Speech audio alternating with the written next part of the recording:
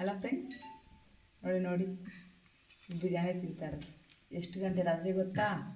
12:30, 12:45. ಇಷ್ಟೊತ್ತಲ್ಲಿ new year ದಿನ ನಮ್ಮ ಚಿರು ಫಸ್ಟ್ ಬಿರಿಯಾನಿ ತಿಂತಾ ಇದ್ದಾನೆ.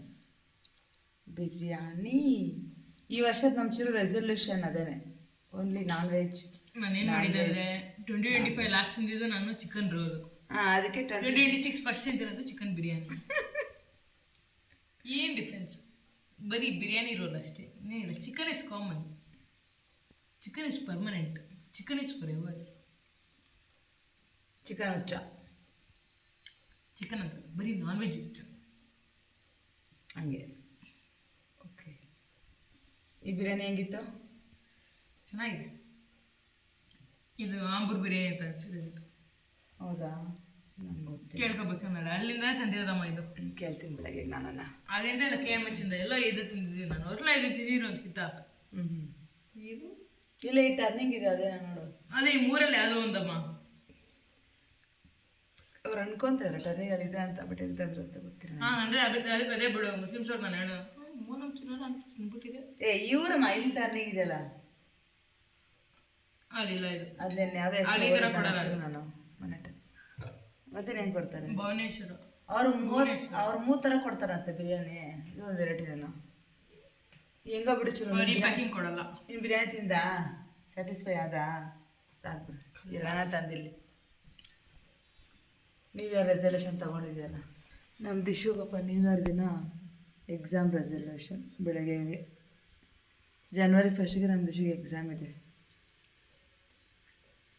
ಓದ್ಕೋ. ಸಾರಿ, ಓದ್ಕೋ. ನಿನ್ಗೇನು ಡಿಸ್ಟರ್ಬ್ ಮಾಡಿಲ್ಲ, ನಾವು ಓದ್ಕೋಪ್ಪ. ನಾನು ಇನ್ನೇನು ಡಿಸ್ಟರ್ಬ್ ಮಾಡಿಲ್ಲಮ್ಮ, ಅವನ್ನೇನೋ ಮಾಡ್ತಾಯಿದ್ದೀನಿ. ನನ್ನ ಫೋನ್ ಇಲ್ಲೇ ಇದೆ, ಕೊಡುವ ನನ್ನ ಫೋನ್. ಇವಾಗ ನಾನು ತಂದಿದ್ದ ಫೋನಲ್ಲಿ ಚಾರ್ಜಿಂಗೇ ಇಲ್ಲ. ಪ್ಲೀಸ್ ಕನೆಕ್ಟ್ ಚಾರ್ಜಿಂಗ್ ಅಂತ ಹೇಳಿದ್ದಾರೆ. ಓಕೆ, ನ್ಯೂ ಇಯರ್ ಆಯಿತು, ಸ್ಟಾರ್ಟ್ ಆಗಿದೆ ಆಲ್ರೆಡಿ. ಇನ್ನು ಹೋಗಿ ಮಲ್ಕೊಳ್ಳೋಣ. ಇವಾಗ ಬೆಳಗ್ಗೆ ಎದ್ಬಿಟ್ಟು ನಮ್ಮ ಚಿರುಗೋಸ್ಕರ ಹೊಸಾಗ ಬೆಳಗ್ಗೆ ಏನು ಟಿಫನ್ ಹೇಳು? ಟೊಮೆಟೊ ಬಾತ್. ಎಲ್ಲರಿಗೂ ಇಷ್ಟ ಅಂತ ಮಾಡಿರೋದು ಗೊತ್ತಾ? ಅದೇ ಇದೆ ಅಂದರೆ ಒಬ್ರಿಗಲ್ಲ ಆಗಲ್ಲ. ಬೆಳಗ್ಗೆ ಟೊಮೆಟೊ ಬಾತ್ ಎಲ್ಲರೂ ತಿಂತಾರೆ. ಮೊಸರು ಮಾಡಿಬಿಟ್ರೆ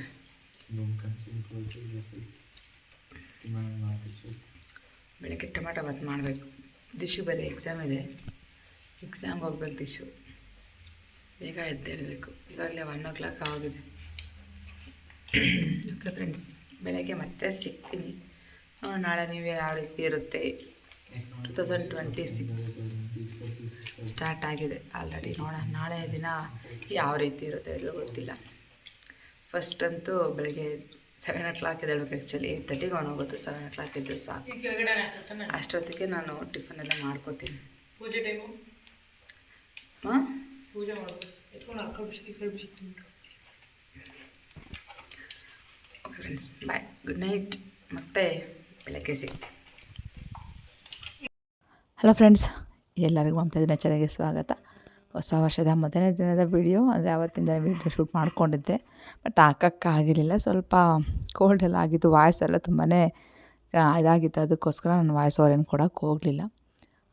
ನ್ಯೂ ಇಯರ್ ದಿನ ಬೆಳಗ್ಗೆನೇ ನಾನು ಫಸ್ಟ್ ಎದ್ದಿದ್ದೆ. ದಿಶುಗೆ ಎಕ್ಸಾಮ್ ಇದೆ. ದಿಶು ಎಕ್ಸಾಮ್ಗೆ ಹೋಗ್ತಾನೆ. 8:30ಗೆಲ್ಲ ಮನೆ ಬಿಡಬೇಕು ಅಂತ ಹೇಳಿದ್ದೆ. ಅದಕ್ಕೋಸ್ಕರ ಫಸ್ಟ್ ಟಿಫನ್ ಎಲ್ಲ ಮಾಡಿಬಿಟ್ಟು ಅವನ್ನ ಕಳಿಸ್ಬಿಟ್ಟು ಮತ್ತೆ ಬೇರೆ ಕೆಲಸ ಮಾಡೋಣ ಅಂತ ಅಂದ್ಕೊಂಡಿದ್ದೀನಿ. ಬೆಳಗ್ಗೆನೇ ಟೊಮೆಟೊ ಬಾತ್ ಮಾಡಿದ್ದೀನಿ, ಒಂದು ಕಡೆ ಟೀ ಇಕ್ಕಿದ್ದೀನಿ. ಅವನು ಒಂದೊಂದು ಸಲ ಒಂದೊಂದು ರೀತಿ, ಫಸ್ಟ್ ಒಂದು ಸರಿ ಟೀ ಕುಡಿದು ಮತ್ತೆ ಟಿಫನ್ ತಿಂತಾನೆ, ಒಂದು ಸರಿ ಟಿಫನ್ ತಿಂದ್ಬಿಟ್ಟು ಟೀ ಕುಡಿತಾ. ಅದಕ್ಕೆ ಎರಡು ರೆಡಿ ಮಾಡಿ ಇಟ್ಬಿಡ್ತೀನಿ. ಯಾವ್ದು ಬೇಕು ಅಂದರೆ ಅದು ಕೊಡ್ತೀನಿ. ಇಲ್ಲಾಂದರೆ ಚಳಿಗೆ ಟೀ ಕುಡಿದ್ರೆ ಹಾಗೆ ಹೋಗ್ಬಿಡ್ತಾನೆ. ಬೇಡ ಬಿಡಮ್ಮ, ಒಂದು 5 ನಿಮಿಷ ಲೇಟ್ ಆಯ್ತು ಅಂದರೆ ಬೇಡ ಬಿಡಮ್ಮ ಬೇಡ ಅಂತ ಹೋಗ್ಬಿಡ್ತಾನೆ. ಅದಕ್ಕೋಸ್ಕರ ಫಸ್ಟೇ ಮಾಡಿಕ್ಬಿಡ್ತೀನಿ, ಅವ್ನಿಗೆ ಏನು ಬೇಕೋ ಅದು ಕೊಡೋಣ ಅಂತ ಹೇಳ್ಬಿಟ್ಟು. ಟಿಫನ್ಗೆ 2 ಆಯಿತು.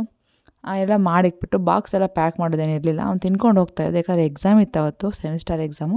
ಅದಕ್ಕೆ ಎಕ್ಸಾಮ್ಗೆ ಹೋಗ್ತಾಯಿದ್ದೆ. ಎಕ್ಸಾಮ್ ಮುಗಿಸ್ಕೊಂಡು ಬರ್ತೀನಿ ಅಂತ ಹೇಳ್ಬಿಟ್ಟು ಅವನಿಗೆಲ್ಲ ರೆಡಿ ಮಾಡಿಕ್ಬಿಟ್ಟು ಅವ್ನು ಬರೋ ಅಷ್ಟರಲ್ಲೇ ಸ್ವಲ್ಪ ಗ್ರೀನ್ ಟೀ ಕುಡಿಯೋಣ ಅಂತ ಕೂತ್ಕೊಂಡು ಕುಡಿತಾ ಇದ್ದೀನಿ. ಈ ನಡುವೆ ಗಂಟಲು ಸ್ವಲ್ಪ ಕೆಟ್ಟಿರೋದ್ರಿಂದ ನೆಗಡಿ ಎಲ್ಲ ಆದಾಗ ನಂಗೆ ಸ್ವಲ್ಪ ಗ್ರೀನ್ ಟೀ ಸ್ವಲ್ಪ ಆರಾಮಾಗಿರುತ್ತೆ.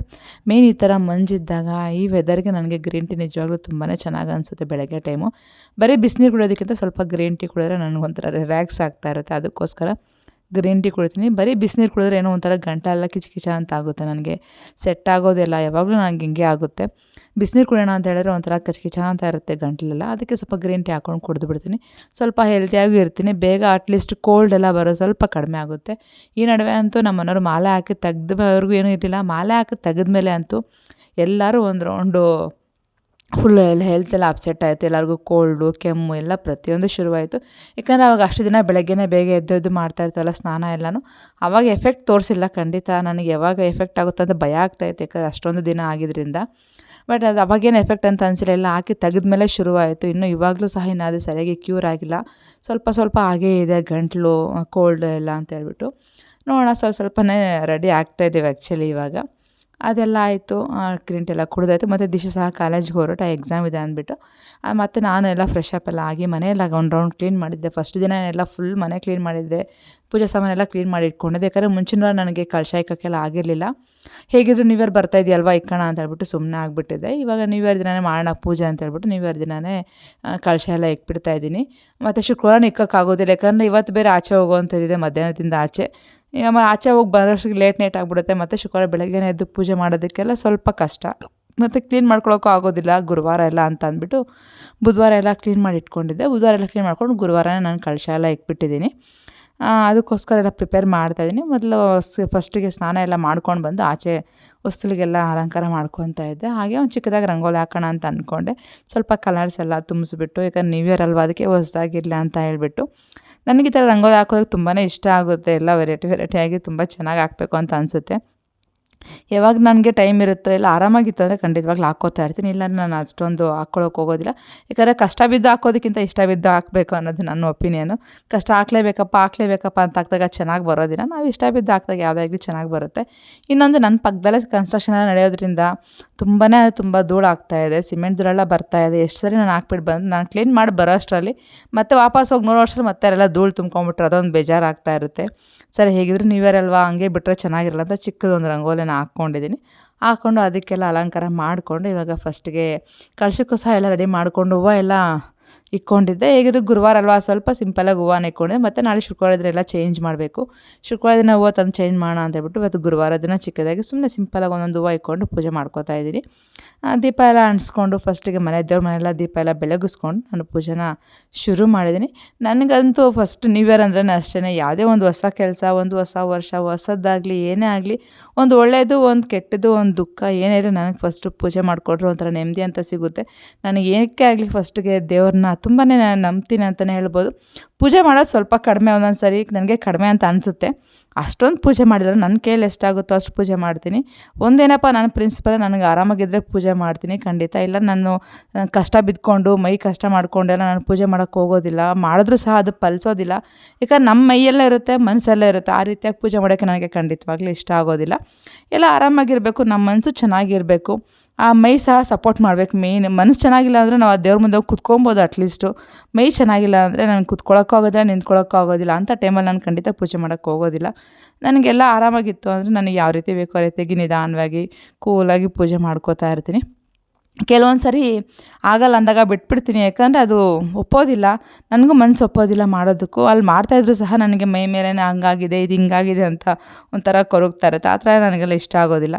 ಪೂಜೆ ಮಾಡ್ಬೇಕಾದ್ರೆ ಪ್ರಶಾಂತವಾಗಿ ಮಾಡಬೇಕು, ಪ್ರಶಾಂತವಾಗಿರಬೇಕು ಅನ್ನೋದು ನನ್ನ ಒಪಿನಿಯನ್ನು. ಅದಕ್ಕೋಸ್ಕರ ಎಲ್ಲ ರೆಡಿ ಮಾಡಿ ಫಸ್ಟ್ ದಿನ ರೆಡಿ ಮಾಡಿ ಇಟ್ಕೊಂಡ್ಬಿಡ್ತೀನಿ. ಯಾಕಂದರೆ ಒಂದೇ ದಿನ ರೆಡಿ ಮಾಡಿ ಮಾಡಬೇಕು ಅಂದ್ರೆ ನನಗೆ ತುಂಬ ಕಷ್ಟ ಅಂತ ಅನಿಸುತ್ತೆ. ನೋಡ್ಬೋದು, ಇಂದಿನ ನೈಟ್ ವೀಡಿಯೋಲಿ ನೋಡ್ಬೋದು, ಮುಖ ಎಲ್ಲ ವೀಕ್ ಆಗಿಬಿಟ್ಟಿತ್ತು. ಯಾಕಂದರೆ ಅವತ್ತು ಬೆಳಗ್ಗಿನ ತುಂಬ ಕೆಲಸ ಇತ್ತು.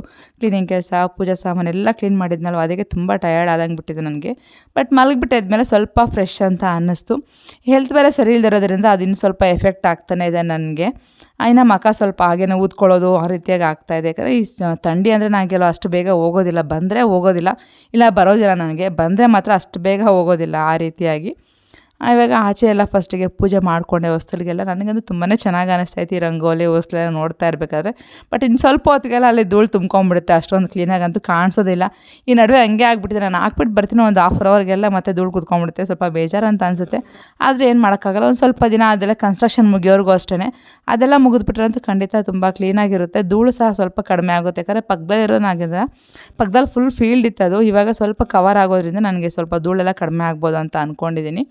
ನಮ್ಮ ಏರಿಯಾದ್ರೆಲ್ಲ ಇವಾಗ ಕನ್ಸ್ಟ್ರಕ್ಷನ್ ಆಗ್ತಾ ಇರೋದ್ರಿಂದ ಸ್ವಲ್ಪ ಹಾಗೇ ಇರುತ್ತೆ, ಧೂಳು ಬರ್ತಾ ಇರುತ್ತೆ, ಹೋಗ್ತಾ ಇರುತ್ತೆ. ಬಟ್ ಇದು ಮನೆ ಪಕ್ಕದಲ್ಲಿ ಆಗಿರೋದ್ರಿಂದ ಸ್ವಲ್ಪ ಜಾಸ್ತಿ ಆಗಿದೆ ಅಂತಲೇ ಹೇಳ್ಬೋದು. ಆಚೆ ಎಲ್ಲ ಪೂಜೆ ಮಾಡ್ಕೊಂಡು ಇವಾಗ ಮನೆ ಒಳಗೂ ಸಹ ಪೂಜೆ ಮಾಡ್ಕೋತಾ ಇದ್ದೀನಿ. ನಾನು ಯಾವಾಗಲೂ ಅಷ್ಟೇ ಮಾಮೂಲಿ ಕಲಶ ಇಟ್ಕೊಂಡು ಯಾವಾಗ ಪೂಜೆ ಮಾಡಬೇಕು ಅಂದಾಗ ಫ್ರೈಡೇ ಇಲ್ಲ ಥರ್ಸ್ಡೇ ಆದರೂ ಇಕ್ತೀನಿ. ನಾನು ಹಬ್ಬ ಇತ್ತು, ಹುಣ್ಣಿಮೆ, ಅಮಾವಾಸ್ಯೆ, ನನಗೆ ಆ ರೀತಿಯಾಗಿ ಯಾವಾಗ ಆಗುತ್ತೋ ಆ ರೀತಿಯಾಗಿ ಇಕ್ತಾ ಇರ್ತೀನಿ. ಮ್ಯಾಕ್ಸಿಮಮ್ ಫ್ರೈಡೇ ಸಿಗ್ತೀನಿ. ಮಂತ್ಲಿ ಏನೋ ಪ್ರಾಬ್ಲಮ್ ಇತ್ತು ಅಂದಾಗ ಈ ಥರ ನ್ಯೂ ಇಯರು, ಅಮಾವಾಸ್ಯೆ, ಹುಣ್ಣಿಮೆ ಬಂದಾಗ ನೋಡಿಕೊಂಡು ಆ ರೀತಿಯಾಗಿ ಇಟ್ಕೊಬಿಡ್ತೀನಿ. ಯಾಕಂದರೆ ಅದು ಯಾವಾಗಲೂ ಇರೋ ಪ್ರಾಬ್ಲಮೇ ಅಲ್ವಾ. ಮತ್ತು ಫ್ರೈಡೇಗೆ ಕಾಯಬೇಕು, ಫ್ರೈಡೇನೇ ಇಕ್ಬೇಕು ಅಂತ ಅಂದ್ಕೊಂಡೋದ್ರೆ ಮನೇಲಿ ಯಾರೂ ಪೂಜೆ ಮಾಡೋಕ್ಕಾಗೋದಿಲ್ಲ, ನನಗೂ ಮನಸ್ಸು ಒಪ್ಪೋದಿಲ್ಲ. ಯಾಕಂದರೆ ಎಲ್ಲ ಆದಮೇಲೆ ಫುಲ್ ಕ್ಲೀನ್ ಮಾಡಿ ಮತ್ತೊಂದು ಸರಿ ಕಲಶ ಇಟ್ಬಿಟ್ರೆ ನೆಮ್ಮದಿ ಅಂತ ಅನಿಸುತ್ತೆ, ಪೂಜೆ ಮಾಡೋಕ್ಕೂ ಖುಷಿ ಅಂತ ಅನಿಸುತ್ತೆ. ನನಗಂತೂ ಎಲ್ಲ ಮುಗಿದ್ಮೇಲೆ ಫಸ್ಟು ಒಂದು ಸರಿ ಫುಲ್ಲೆಲ್ಲ ಕ್ಲೀನ್ ಮಾಡಿಕೊಂಡು ಕಲಶ ಇಟ್ಕೊಂಡ್ಬಿಟ್ರೆ ಅದು ಫ್ರೆಶ್ ಆಗುತ್ತೆ. ಪೂರ್ತಿ ಮನೆ ಕ್ಲೀನ್ ಆಗಿರೋ ಫೀಲಿಂಗ್ ನನಗೆ. ಆ ರೀತಿಯಾಗೆಲ್ಲ ಕ್ಲೀನ್ ಮಾಡಿ ಇಟ್ಕೊಂಡಿದ್ದೆ. ವೆಡ್ನೆಸ್ಡೇನೆ ಎಲ್ಲ ಕ್ಲೀನ್ ಮಾಡಿಕೊಂಡು ಥರ್ಸ್ಡೇ ಎಲ್ಲ ಪೂಜೆ ಮಾಡ್ಕೋತಾ ಇದ್ದೀನಿ. ಪೂಜೆ ಎಲ್ಲ ಮುಗಿಸ್ಕೊಂಡು ನಾವು ಟಿಫನ್ ಎಲ್ಲ ಮಾಡಿಕೊಂಡು ಇವತ್ತು ಮಧ್ಯಾಹ್ನದಿಂದ ಆಚೆ ಹೋಗೋಣ ಅನ್ಕೋತಾ ಇದ್ದೀವಿ. ಯಾಕಂದರೆ ನ್ಯೂ ಇಯರ್ ಅಲ್ವಾ, ಎಲ್ಲ ದಿನವೂ ಎಲ್ಲರೂ ಬ್ಯುಸಿಯಾಗೇ ಇರ್ತೀವಿ. ದಿಶು ಪಾಪ ಇವತ್ತು ಕಾಲೇಜಿಗೆ ಹೋಗಿದ್ದೀನಿ ಎಕ್ಸಾಮ್ ಬರೆಯೋಕ್ಕೆ ಅಂತ. ಕಾಲೇಜಿಗೆ ಎಕ್ಸಾಮ್ ಮುಗಿಸ್ಕೊಂಡು ಹಂಗೆ ಬರ್ತೀನಿ ಅಂತ ಹೇಳಿದ್ದಾನೆ. ನಾವು ಅವ್ನು ಬರೋ ಅಷ್ಟರಲ್ಲಿ ನಾವೆಲ್ಲ ಪೂಜೆ ಎಲ್ಲ ಮುಗಿಸ್ಕೊಂಡು ಟಿಫನ್ ಮುಗಿಸ್ಕೊಂಡು ಇಲ್ಲಿಂದ ಹೋಗೋಣ ಅಂತ ಪ್ಲ್ಯಾನ್ ಮಾಡ್ಕೊಂಡಿದ್ದೀವಿ. ಯಾವಾಗಲೂ ಅಷ್ಟೇ ಎಲ್ಲರೂ ಬ್ಯುಸಿಯಾಗಿರ್ತೀವಿ. ಇವಾಗಂತೂ ನನಗೆ ಒಬ್ರಿಗೆ ಲೀವ್ ಇದ್ದರೆ ಒಬ್ರು ಕಾಲೇಜ್ ಇರುತ್ತೆ, ಇಲ್ಲ ಒಬ್ರು ಕಾಲೇಜ್ ಇದ್ದರೆ ಒಬ್ರು ಸ್ಕೂಲ್ ಇರುತ್ತೆ. ಆ ರೀತಿಯಾಗಿ ಆಗಿಬಿಟ್ಟಿದೆ. ಫ್ರೀ ಟೈಮ್ ಅನ್ನೋದೇ ಸಿಗ್ತಾಯಿಲ್ಲ. ಚಿರುಗಂತೂ ಹಾಲಿಡೇಸೇ ಇಲ್ಲ ಆ್ಯಕ್ಚುಲಿ ಇವಾಗ ಪಾಪ. ಇವತ್ತು ನ್ಯೂ ಇಯರ್ಗೆ ಅಂತ ಲೀವ್ ಕೊಟ್ಟಿದ್ದಾರೆ. ಆ ಲೀವ್ಗೆ ಎಲ್ಲ ಆಚೆ ಹೋಗೋಣ ಅಂತ ಅಂದ್ಕೊಂಡಿದ್ವಿ. ಆ ಫಿಲಮ್ ಬೇರೆ ಹೋಗಬೇಕಾಗಿತ್ತು. ಫಿಲಮ್ ಎಲ್ಲ ರಿಲೀಸ್ ಆಗಿದೆ, ಮೇಯ್ನ್ ದೊಡ್ಡ ಹೀರೋಗಳ ಫಿಲಮು. ನಮಗೆಲ್ಲ ಕೆಲವೊಂದು ಮೂವೀಸ್ಗೆ ಹೋಗಿಲ್ಲ ಅಂದರೆ ಕೆಲವೊಂದು ಮೂವೀಸ್ಗಂತೂ ಗ್ಯಾರಂಟಿ ಅಟೆಂಡ್ ಮಾಡ್ತೀವಿ, ನೋಡ್ತೀವಿ. ಇವತ್ತು ಸಹ 2 ಫಿಲಮ್ಗೆ ಪ್ಲ್ಯಾನ್ ಮಾಡ್ಕೊಂಡಿದ್ದಾರೆ. ಹಿಂದೆ 2 ಫಿಲಮ್ ನೋಡ್ಬಿಡೋಣ, ಮತ್ತೆ ಆಗೋದಿಲ್ಲ ನಮಗೆ ಅಂತ ಹೇಳ್ಬಿಟ್ಟು ಸರಿ ಆಯಿತು ಅಂತ ಟಿಕೆಟ್ ಎಲ್ಲ ಬುಕ್ ಮಾಡ್ಕೊಂಡಿದ್ವಿ. ಇನ್ನು ಫಿಲಮ್ಗೆ ಹೋದರೆ ಗೊತ್ತಲ್ವ, ನೈಟು ಮಧ್ಯಾಹ್ನ ಒಂದು, ಈವ್ನಿಂಗ್ ಒಂದಿದೆ ಮತ್ತು ನೈಟ್ಗೆ ಒಂದಿದೆ. ಎಲ್ಲ ಮುಗಿಸ್ಕೊಂಡು ಮನೆಗೆ ಬರೋಷ್ಟಲ್ಲ 10-11 ಗಂಟೆ ಆಗೋಗ್ಬಿಡುತ್ತೆ. ಮೇನ್ ನಾವು ಹೋಗೋದೆಲ್ಲ ಮೆಜೆಸ್ಟಿಕಲ್ಲೇ ತುಂಬ ಹೋಗ್ತೀವಿ. ಮಾಲ್ ಅಂತ ಎಲ್ಲ ಅಷ್ಟೊಂದು ಹೋಗೋದಿಲ್ಲ. ನಮ್ಮ ಮಾಲ್ಗೆಲ್ಲ ಅಷ್ಟೊಂದು ಮೂವೀಸ್ ಇಷ್ಟ ಆಗೋದಿಲ್ಲ. ಆ ಥಿಯೇಟ್ರಲ್ಲಿ ಮೂವೀಸ್ ನೋಡೋಕ್ಕೆ ತುಂಬಾ ಖುಷಿ ಅಂತ ಅನಿಸುತ್ತೆ. ಅದಕ್ಕೆ ಥಿಯೇಟ್ರಲ್ಲೇ ನಾವು ಬುಕ್ ಮಾಡ್ಕೊಂಡಿರುವಂಥದ್ದು. ಇಲ್ಲಿ ನೋಡ್ಬೋದು ಪೂಜೆ ಸಹ ಪೂರ್ತಿಯಾಗಿ ಕಂಪ್ಲೀಟ್ ಆಯಿತು. ಒಂಥರ ಪ್ರಶಾಂತವಾಗಿ ನೆಮ್ಮದಿಯಾಗಿ ಪೂಜೆ ಆಯಿತು ಅಂತ ಹೇಳ್ಬೋದು. ಇವತ್ತಿನ ಹೊಸ ವರ್ಷ ನನಗೆ ನಿಜವಾಗ್ಲೂ ತುಂಬ ಖುಷಿಯಾಗಿ ಸ್ಟಾರ್ಟ್ ಆಗಿದೆ.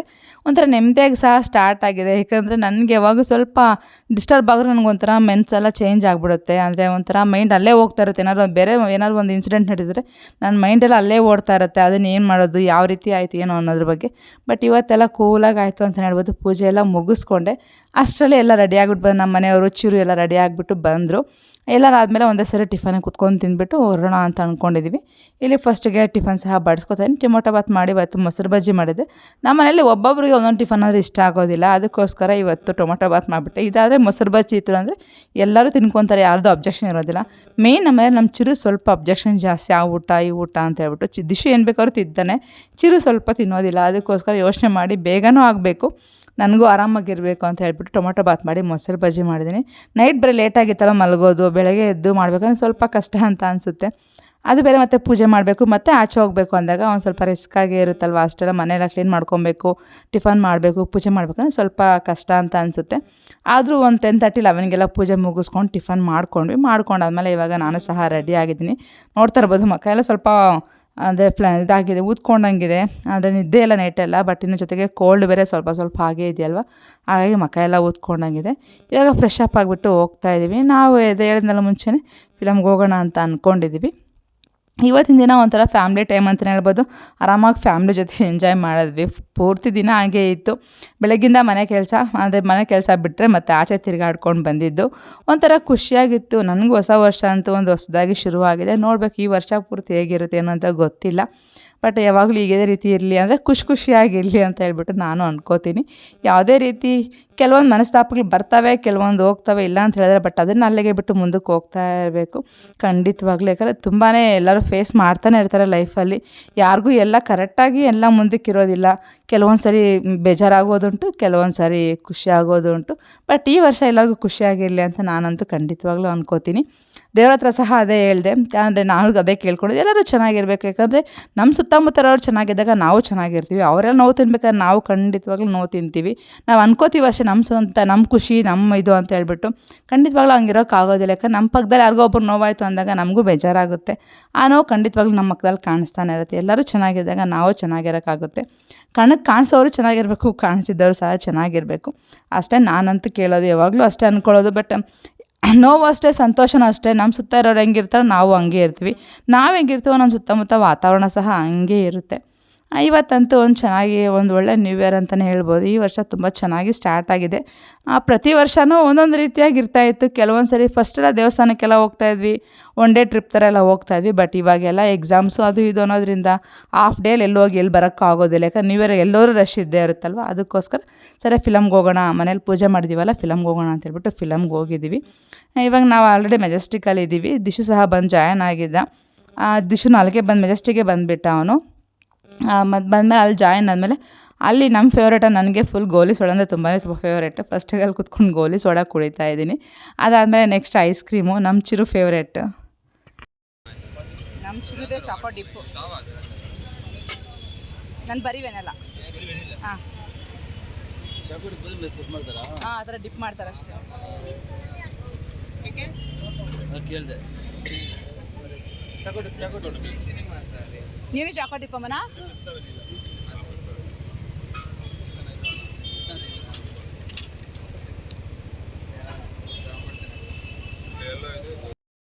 ಈ ಥರ ಚಿಕ್ಕ ಪುಟ್ಟ ವಿಷಯದಲ್ಲಿ ನಾವು ಖುಷಿ ಬಿದ್ದರೆ ತುಂಬ ನಿಜವಾಗಿ ತುಂಬ ಸಂತೋಷ ಅಂತ ಅನಿಸುತ್ತೆ ಮನಸ್ಸಿಗೆ. ದೊಡ್ಡ ದೊಡ್ಡ ಖುಷಿಗಿಂತ ಚಿಕ್ಕ ಪುಟ್ಟದ್ರಲ್ಲಿ ತುಂಬ ಸಂತೋಷ ಇರುತ್ತೆ. ಯಾವಾಗಲೂ ಅಷ್ಟೇ ಚಿಕ್ಕ ಚಿಕ್ಕದ್ರಲ್ಲಿ ನಾವು ಖುಷಿನ ಹುಡ್ಕೊಬೇಕು. ಕೆಲವೊಂದು ಸರಿ ಫ್ಯಾಮಿಲಿ ಜೊತೆ ಇರುವಂಥದ್ದು, ಅವ್ರ ಜೊತೆ ಇರೋ ಚಿಕ್ಕ ಪುಟ್ಟ ಜಗಳಗಳು. ನಮ್ಮ ಮನೇಲಂತೂ ಫೈಟಿಂಗ್ ನಡೀತಾನೆ ಇರುತ್ತೆ ಯಾವಾಗಲೂ. ನನಗೂ ನನ್ನ ಮಕ್ಳಿಗಂತೂ ತುಂಬ ಜಗಳ ಆಗ್ತಾ ಇರುತ್ತೆ. ನಮ್ಮಮ್ಮ ಯಾವಾಗಲೂ ಹಂಗೆ ರೇಗಿಸ್ತಾ ಇರ್ತಾರೆ, ನಮ್ಮಪ್ಪ ನಮ್ಮಮ್ಮ. ಆ ಮಕ್ಳ ಜೊತೆನೂ ಸಹ ಹಂಗೆ ಜಗಳ ಆಡ್ತೀಯಲ್ವ ಅಂತ. ಬಟ್ ಅದು ಗೊತ್ತಿಲ್ಲ, ಅವಾಗಿಂದ ಚಿಕ್ಕವಾಗಿಂದ ಅದು ರೂಢಿ. ಅಂದರೆ ಅವ್ರು ಹುಟ್ಟಿದಾಗಿಂದ ಹಾಗೆ ಅದು. ನಾನು ಬೈಯೋದು, ಅದಕ್ಕೆ ಅವ್ರು ಅವ್ನು ವಾಪಸ್ ಕೌಂಟ್ರು ಕೊಡೋದು, ಮತ್ತು ನಾನೇನೋ ಒಂದು ಅನ್ನೋದು ಆ ರೀತಿಯಾಗಿ ಬಂದುಬಿಟ್ಟಿದೆ. ಅವರು ಹಂಗೆ ಎಂಜಾಯ್ ಮಾಡ್ತಾ ಇರ್ತಾರೆ. ನಾನು ಎಲ್ಲ ಸೀರಿಯಸ್ಸಾಗಿ ತೊಗೊಳಕ್ಕೆ ಹೋಗೋದಿಲ್ಲ. ಬಟ್ ಕೆಲವೊಂದು ಸರಿ ತುಂಬಾ ಸ್ಟ್ರಿಕ್ಟಾಗಿದ್ದು ಉಂಟು. ನಾನು ಇವಾಗ ಸ್ವಲ್ಪ ಹ್ಯಾಪಿಯಾಗಿ ಏನೂ ತಲೆಗೆ ಹಾಕ್ಕೊಳ್ಳೋದಿಲ್ಲ. ಬಟ್ ಮುಂಚೆ ಎಲ್ಲ ತುಂಬ ಸ್ಟ್ರಿಕ್ಟ್ ಮಾಡ್ತಾಯಿದ್ದೆ, ತುಂಬ ಸ್ಟ್ರಿಕ್ಟಾಗೆ ಬೆಳೆಸಿದ್ದೆ. ಇವಾಗ ಅವ್ರ ಬುದ್ಧಿ ಬಂದಿದೆಯಲ್ವಾ, ಸ್ವಲ್ಪ ಅವ್ರ ಜೊತೆ ಫ್ರೆಂಡ್ಲಿ ಆಗಿರಬೇಕು. ಒಂದು 3-4 ಇಯರ್ಸ್ನ ನಾನು ಅವ್ರ ಜೊತೆ ಫ್ರೆಂಡ್ಲಿ ಆಗಿರೋದು ತುಂಬ ರೂಢಿ ಮಾಡ್ಕೊಂಬಿಟ್ಟಿನಿ. ನಮ್ಮ ದಿಶು ಹೈಸ್ಕೂಲ್ ಬರೋವರೆಗೂ ಸ್ವಲ್ಪ ಸ್ಟ್ರಿಕ್ಟು ತುಂಬಾ ಇದ್ದೆ. ದಿಶು ಹೈಸ್ಕೂಲ್ ಬಂದಮೇಲೆ ನಾನು ಸ್ವಲ್ಪ ಫ್ರೆಂಡ್ಲಿ ಆದೆ. ಆವಾಗಿಂದ ಹಾಗೆ ಅಡ್ಜಸ್ಟ್ ಆಗಿಬಿಟ್ಟಿದ್ವಿ ಒಬ್ರಿಗೊಬ್ರು. ಒಂಥರ ತುಂಬ ಖುಷಿಯಾಗಿತ್ತು ಡೇ ಪೂರ್ತಿಯಾಗಿ. ಫೈನಲಾಗಿ ಮೂವಿ ಸಹ ಆಯಿತು. ಫಸ್ಟ್ ಮೂವಿ ಮುಗಿಸ್ಕೊಂಡಿದ್ದೀವಿ, ಇವಾಗ ಸೆಕೆಂಡ್ ಮೂವಿ ಬಂದು ಕೂತ್ಕೊಂಡಿದ್ದೀವಿ. ಮೂವಿ ಎಲ್ಲ ಮುಗಿಸ್ಕೊಂಡು ಮತ್ತೆ ನಾವು ಮನೆ ಕಡೆ ಬರೋಷ್ಟರಲ್ಲಿ 11:30 ಆಗೇ ಹೋಗಿತ್ತು. ತುಂಬ ಲೇಟ್ ನೈಟ್ ಆಗ್ತಾ ಇರುತ್ತೆ. ಯಾಕಂದರೆ ಮಾಮೂಲಿ ಆಗಿಬಿಟ್ಟಿದೆ, ನಮ್ಗೆ ಅದೇನು ಹೊಸದೇನಲ್ಲ. ಬಟ್ ಬೆಳಗ್ಗೆ ಬೇಗ ಎದ್ದೇಳಬೇಕು. ಮತ್ತು ಚಿರುಗೆ ಸ್ಕೂಲ್ ಇದೆ. ಚಿರುಗೆ ಮತ್ತು ನಾಳಿಂದ ಪ್ರೀ ಬೋರ್ಡ್ ಸ್ಟಾರ್ಟ್ ಆಗೋಗುತ್ತೆ. ಹೀಗೆ ಆಗ್ತಾಯಿದೆ ನಮ್ಮದು. ಅವ್ನಿಗೆ ತಪ್ಪಿದ್ರೆ ಇವ್ನಿಗೆ ತಪ್ಪಿದ್ರೆ ಅವ್ನದು ಎಕ್ಸಾಮು ಟೆಸ್ಟು ಅನ್ನೋದ್ರೆ ಸ್ವಲ್ಪ ಬ್ಯುಸಿ ತುಂಬ ಆಗಿಬಿಟ್ಟಿದ್ದೀನಿ. ಆ ವಿಡಿಯೋ ಸಹ ನನಗೆ ಎಂಡ್ ಮಾಡ್ತೇನೆ. ವಿಡಿಯೋ ಇಷ್ಟ ಆಗಿದೆ ಅಂತ ಅನ್ಕೊತೀನಿ. ಇಷ್ಟ ಆದರೆ ಪ್ಲೀಸ್ ಒಂದು ಲೈಕ್ ಮಾಡಿ, ಶೇರ್ ಮಾಡಿ. Thank you so much for watching. Take care, bye.